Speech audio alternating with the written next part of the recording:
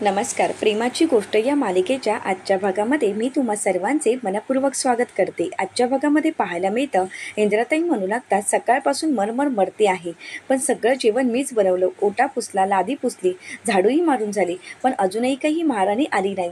आणि त्याचवेळी मुक्ता आलेली असते. तर मुक्ताला पाहताच इंद्राताई म्हणू लागतात, या राणी सरकार या, थकला असाल ना, मी तुम्हाला पाणी देते, हवं तर तुमचे पायही चेपून देते.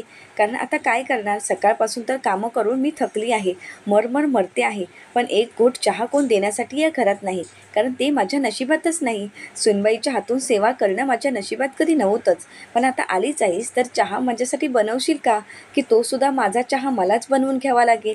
मात्र मुक्ताचा कुठेच लक्ष नसतो. तर इंद्राताई चिडूनच विचारतात, काय झालं, चहा बनवणार आहात की नाही. मुक्ताही इंद्राताईंना म्हणते, हो बनवते मी चहा. असं म्हणत मुक्ताही चहा बनवण्यासाठी किचनमध्ये जाते. आणि त्याचवेळी तिला प्रत्येक क्षण आठवू लागतात की आपल्याला आपलं लायसन कॅन्सल होणार यासाठी आलेलं लेटर, तर आरतीने फोन केलेला असतो की आपल्या क्लिनिकला टाळं लागलं आहे. हे सगळे क्षण आठवून मुक्ताच्या लक्षात येतं की एक तक्रार आणि यामुळे लायसन रद्द, यामागचं नक्की कारण काय असू शकतं, कारण कोणीच असं करू शकत नाही. पण हे जे कोणी केलं आहे ते मुद्दामहून केलं आहे, मला अडकवण्याचा प्रयत्न आहे, पण कोणीतरी हे का केलं असेल आणि यामुळे माझं क्लिनिक बंद होणार, पण नाही, मी असं होऊ देणार नाही. मुक्ता मात्र खूप घाबरून गेलेली असते आणि त्याचवेळी मुक्ताच्या हातून चहा ओतू जाते. आणि हे सगळं काही इंद्राताई पाहतात आणि इंद्राताई मोठ्यानेच मुक्ताला आवाज देत म्हणतात, अगं ए बाई, तुझं लक्ष कुठे आहे, जरा गॅस बंद कर. असं म्हणत ते मुक्ताजवळ येतात आणि मुक्ताला म्हणू लागतात, मुक्ता, अगं तुझं लक्ष कुठे आहे गं, तुझं लक्ष नाहीच आहे का, इथे चहा ओतू गेला तरी तुझं लक्ष नाही, तुझा लक्ष कशातच नसतो का, तुझा लक्ष असतो कुठे. हां बरोबर, तुझा लक्ष तर तुझ्या माहेरी असणार ना, कारण आता तुझ्या बहिणीचा साखरपुडा जवळ आला आहे, मग त्यामध्ये कुठला हार घालायचा, कुठली साडी नेसायची, आणि तसंही तुला आमच्या पद्धतीची साडी नेसायचीच नसेल ना, त्या डान्समध्ये फक्त साडी नेसली होतीस, नंतर मात्र काहीच नाही, आणि आम्ही जर तुला काही काम सांगितलं तर ते तुला आवडतही नाही. मुक्तही इंद्राताईंना म्हणते, मम्मी थांबा, मी तुमच्यासाठी दुसरा चहा बनवते, मी जरा कामाच्या टेन्शनमध्ये आहे म्हणून असं झालं आहे. तर इंद्राताई म्हणतात, काय चाललं आहे का तुझ्या डोक्यात नक्की कसला विचार आहे, एवढा चहा ओतू गेला तरी तुझं लक्ष नाही, मग दवाखान्यात पण असंच करत असशील ना गं, एखाद्या पेशंटचा एखादा दात दुखत असेल तर तू मात्र वेगळाच काढत असशील, नक्की झालंय तरी काय तुला. तर मुक्ता मात्र खूप रडू लागते. तर इंद्राताई म्हणतात, आता का रडतेस, मी जरा बोलले तर तुला एवढं लागलं का, अगं तुझ्या जीवावर मी घर सोडून कसं जाणार सांग ना, तू एवढी बेजबाबदार आहेस ना की मी तुझ्या जीवावर घरही सोडून जाऊ शकत नाही. मुक्तही इंद्राताईंना म्हणते, मम्मी तुम्ही मला काहीही बोला, पण प्लीज मला बेजबाबदार बोलू नका, कारण मी बेजबाबदार नाही आहे. मुक्ता खूप रडत असते. तर बापू म्हणू लागतात, सुनबाई शांत हो.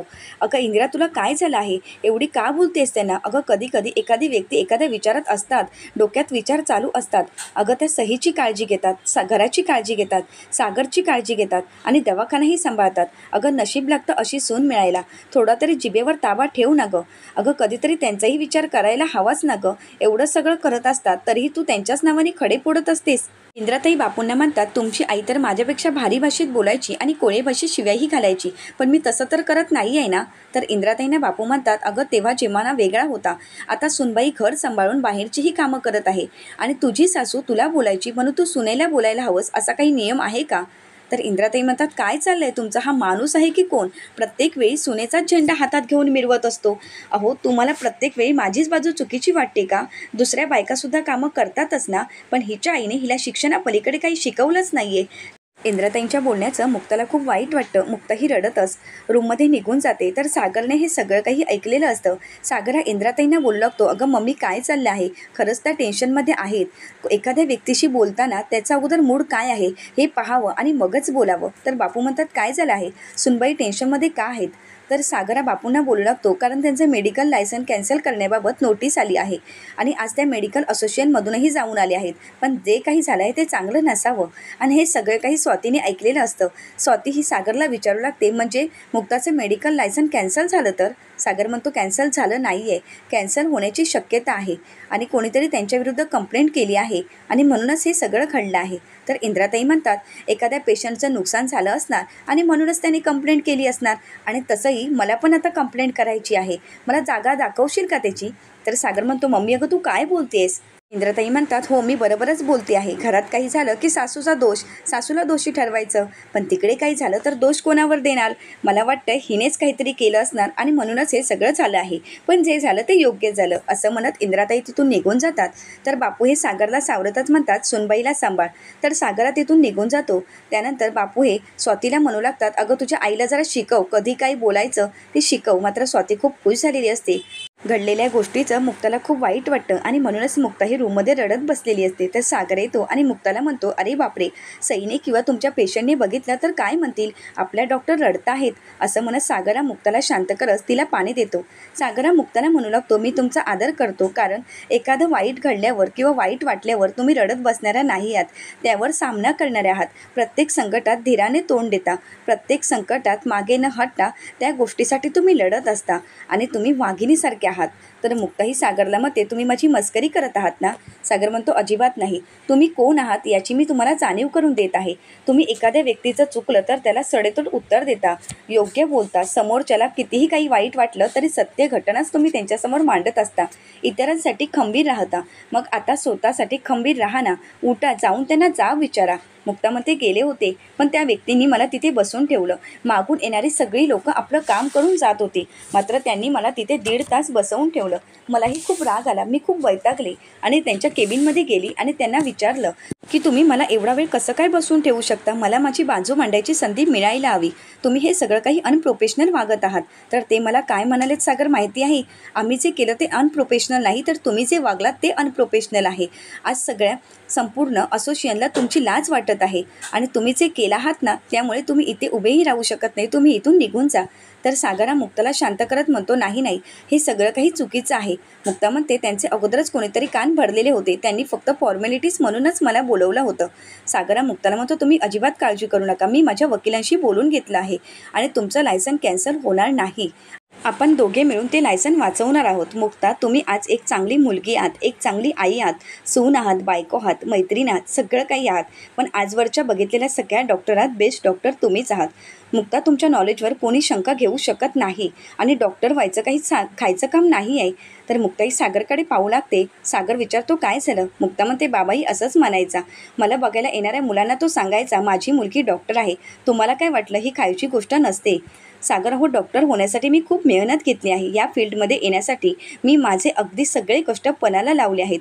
डॉक्टर होणं हे माझ्यासाठी तर नाही, तर माझ्या आईबाबांसाठी खूप अभिमानास्पद गोष्ट आहे. मी डॉक्टर नाही तर इतर कोणी झाले असते तर मी समजू शकले असते, पण उद्या जर माझं लायसन काढून घेतलं तर मी काय करू? मला वेळ लागायची वेळ येईल. माझ्या प्रोफेशनलच जर माझ्यासोबत नसेल तर माझं अस्तित्व काय आहे? सागर, मी खूप मेहनत घेतली आहे. कॉलेजमध्ये असताना आम्ही छोट्या घरात राहत होतो. त्यावेळी आईबाबांची झोपमोड होऊ नये म्हणून मी किचनच्या एका कोपऱ्यामध्ये बसून अभ्यास करायची. खूप मेहनत घेतली आहे सागर मी यासाठी. बाबांचा पगार झाला की अगोदर माझी फी भरली जायची आणि मगच घरामध्ये किराणा. इतकी मेहनत घेतलेली असताना हे असं कसं होऊ शकतं? या सगळ्या गोष्टीची मला जाणीव आहे. माझ्या कष्टाची, माझ्या डिग्रीची, माझ्या कोटाची मला जाणीव आहे. उपचार करत असताना पेशंटच्या शरीरावर इजा होत असते, म्हणूनच मी हलक्या हाताने त्यांना ट्रीट करत असते. या छोट्या छोट्या मुलांवरही मी उपचार करत असते. मग एक दिवस एखादा माणूस येतो आणि माझं कॅन्सर रद्द करतो. नाही, मी असं नाही होऊ देणार. मी त्याला शिक्षा देणारच. सागर म्हणतो, आपण दोघांनी मिळून ती द्यायची आहे. दुसरीकडे पाहायला मिळतं, हर्षवर्धन सावनीला म्हणू लागतो, सावनी जरा न्यूजपेपर देतेस का? त्याचवेळी तिथे सत्यम येतो आणि हर्षवर्धनला म्हणतो, तुला न्यूजपेपर कशासाठी हवा आहे? मीच तुला न्यूज देतो ना. मिस मुक्ता कोळी यांचं लायसन अनिश्चित काळासाठी रद्द झालं आहे. हे ऐकताच हर्षवर्धन म्हणतो, काय सांगतोयस? थँक्यू सो मच कमाल. अरे, मला वाटायचं तू माझ्यासाठी काही करू शकशील, पण एवढ्या लवकर सगळं करू शकशील असं वाटलंही नव्हतं. तर सावनी म्हणू लागते, आत्ता खरी मजा येणार आहे. सागर आणि मुक्ता कायमचे रस्त्यावर येणार आहेत. हे सगळं ऐकल्यानंतर सावनी खूप खुश झालेली असते. तर हर्षवर्धन सावनीचं अभिनंदन करत म्हणतो, सावनी, आपल्या आता सगळं काही मनासारखं होणार आहे. सावनीही खूप खुश असते आणि सत्यमने सावनी आणि हर्षवर्धनच्या सगळं काही मनासारखं केलेलं असतं. तर मुक्ताही किचनमध्ये काम करत असताना सागरने केलेली शॉपिंग घेऊन आलेला असतो. तर मुक्ता म्हणते, ही आपण काल केलेली शॉपिंग ना, ही राहिलीच ना दाखवायची. सागर म्हणतो, काही हरकत नाही. आता मम्मी आणि बापू आलेत की त्यांनाही द्या, मी तोपर्यंत आंघोळ करून येतो कारण माझी एक मीटिंग आहे. मुक्ता म्हणते यामध्ये आपली शॉपिंग राहिलीच ना. सागर म्हणतो हो ना. मुक्ता म्हणते काल काही विचित्रच घडलं आणि त्यामुळे सगळं काही राहिलं आहे. सागर म्हणतो हरकत नाही, आपण नंतर करू शॉपिंग, तोपर्यंत तुम्ही ही जी शॉपिंग केलेली आहे ती बापूंना दाखवून घ्या. असं म्हणत सागर हा आंघोळ करण्यासाठी जात असतो. तर मुक्ता म्हणते सागर तुम्ही आंघोळ करण्यासाठी जात आहात, पण एक काम करा, बाथरूमची कडी लावून घेऊ नका कारण दरवाजाचा काहीतरी प्रॉब्लेम झाला आहे, त्यामुळे तुम्ही दरवाजा लावू नका. सागर म्हणतो असं कसं करू आणि कोणी आलं तर मुक्ता म्हणू लागते तुम्ही शिटी वाजवत आंघोळ करा. सागर म्हणतो तुम्ही माझी मस्करी करताय का. मुक्ता म्हणते मी मस्करीच्या मूडमध्ये नाही आहे. सागर म्हणतो ठीक आहे, मी करतो तसं. असं म्हणत सागर हा आंघोळीसाठी निघून जातो. तर दुसरीकडे पाहायला मिळतं सावनीने मुक्तावर केस करण्यासाठी आपल्या वकील मॅडमांना बोलवलेलं असतं आणि म्हणू लागते हे बघा, ह्या डॉक्टरच्या बेजबाबदारपणामुळे माझ्या दिरांना खूप त्रास झाला आहे, त्यांचा हेल्दी दात काढला गेला आहे. ते ऐकताच वकील मॅडम बोलू लागतात सर तुम्ही मला एक सांगा, म्हणजे तुमची परवानगी घेतली नव्हती का.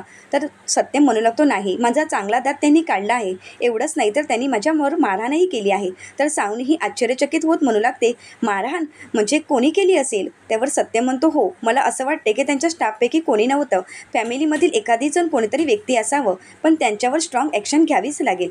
त्यावर वकील मॅडम बोलू लागतात हो, त्यांच्यावर मला आता स्ट्रॉंग ॲक्शन घ्यावीच लागेल. तर सत्यम विचारतो पण त्यांच्यावर स्ट्रॉंग केस उभी राहील ना. तर वकील मॅडम म्हणतात हो, त्याची तुम्ही अजिबात काळजी करू नका, मी त्यांच्यावर स्ट्रॉंग केस उभी करणारच आहे आणि आजच ती केस मी फाईल करणार आहे आणि मुक्ताच्या विरोधात ज्या काही अपडेट असतील त्या मी तुम्हाला देतच राहील. असं म्हणत वकील मॅडम तिथून निघून जातात. सावनी खूप खुश झालेली असते. तर सत्यम हा पुन्हा एकदा दात दुखण्याचं नाटक करतो. तर सावनी हसतच म्हणते याच नाटकाचा तर उपयोग होणार आहे. तर दुसरीकडे इंद्राताई आणि बापू आलेले असतात. तर मुक्ताला म्हणू लागतात काय मग ही सगळी काही शॉपिंग तुझीच केली आहेस वाटतं, आम्हाला काही आणलंच की नाही. तर मुक्ता म्हणते नाही मम्मी, आमची शॉपिंग काहीच झाली नाही आहे, हे सगळं काही तुमचंच आहे, कारण आम्हाला तेवढा वेळच मिळाला नाही, आम्ही नंतर जाऊन करू. आणि हे बघा ना, तुम्हाला आवडते का. असं म्हणत बापूंच्या हातात त्यांच्यासाठी आणलेलं शर्ट देते. तर बापूंना ते खूप आवडलेलं असतं. तर मुक्ता ही इंद्राताईंच्या हातामध्ये त्यांना आणलेली साडी देते. मात्र इंद्राताईंना ती साडी बिलकुल आवडलेली नसते. त्या मुक्ताजवळ रागाने पाहू लागतात. तर बापू म्हणू लागतात अगं कितीचं आहे हे शर्ट. मुक्ता म्हणते अहो बापू तुम्हाला आवडलं ना, मग त्यातच सगळं काही भरून आलं आहे. बापू म्हणतात नाही म्हणजे अजून मला 2 आणली असतीस तर. मुक्ता म्हणते एवढंच ना बापू, मग मी पुन्हा एकदा जाणार आहे तेव्हा मी तुमच्यासाठी घेऊन येते. पण मम्मी तुम्ही का शांता, तुम्हाला साडी आवडली नाही का. इंद्राताई तिथेच साडी ठेवतात आणि म्हणू लागतात मला काम आहेत. असं म्हणत इंद्राताई निघून जात असतात. तर बापू म्हणतात काय झालं इंद्रे, तुला साडी आवडली नाही आहे का. इंद्राताई काहीच बोलत नाही. तर बापू हे मुक्ताला म्हणतात तू लक्ष नको देऊस, कुठल्याच सुनेला आजपर्यंत आपल्या सासूचं मन जिंकता आलं नाही. तर इंद्राताई म्हणतात ही साधी साडी, मी तर बिल्डिंगच्या पूजेला पण कधी एवढी साधी नेसलीच नाही, मला कसं जगामगा पाहिजे.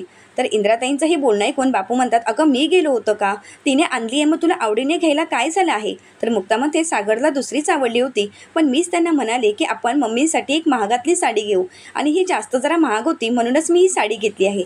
इंद्राताई म्हणतात तू म्हणालीस ना, मग ते तसं होणारच, कारण आज आपल्या घरात हेच चालू असतं, तू बोलायचं आणि बाकी सगळ्यांनी ऐकायचं.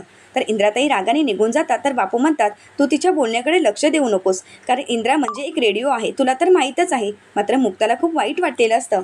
तर पुढील भागात पाहायला मिळतं सागर आपल्या वकिलांना बोलवतो आणि म्हणू लागतो लवकरात लवकर तो माणूस शोधून काढा, आपल्या सर्कलमध्ये तो कोणाला ओळखतो का, त्याचं पुढचं प्लॅन काय आहे, हे सगळं काही आपल्याला माहीत असलं पाहिजे, त्यासाठी त्या व्यक्तीला शोधून काढा. तर इकडे सावनी ही कार्तिकच्या हातामध्ये एक बॅग देते आणि म्हणू लागते ही बॅग सागरच्या घरी पोहोचली पाहिजे. तर कार्तिक विचारतो ही कशाची बॅग आहे. तर सावनी ही कार्तिकला म्हणते ही सागरच्या बर्बादीची बॅग आहे. असं म्हणत सावनी खूप खुश झालेली असते. तर दुसरीकडे सागर हा आंघोळ करत असतो आणि त्याचवेळी नकळतपणे तिथे मुक्ता आलेली असते. सागर मात्र लाजू लागतो. तर मुक्ता ही बाहेर जाण्यासाठी कडी खोलण्याचा प्रयत्न करते, मात्र काही दरवाजा उघडत नसतो. तर सागर हा पुन्हा एकदा स्वतःहून ते दरवाजा उघडण्याचा प्रयत्न करतो आणि त्याचवेळी सागरच्या पायांना साबण असल्यामुळे सागरचा पाय घसरतो आणि तोल जातो. तर तो मुक्ताच्या अंगावरच पडतो. सागर आणि मुक्ता रोमॅन्टिक झालेले असतात. आता सावनीने कोणत्या प्रकारची बॅग सागरच्या घरी पाठवली आहे आणि नक्की सागरची बर्बादी कशा प्रकारे होणार आहे, आता यामधून सागर आणि मुक्ता कशा प्रकारे मार्ग काढतील हे पाहणं अतिशय रंजक ठरणार आहे. यासाठी चॅनलला नक्कीच सबस्क्राईब करा. धन्यवाद.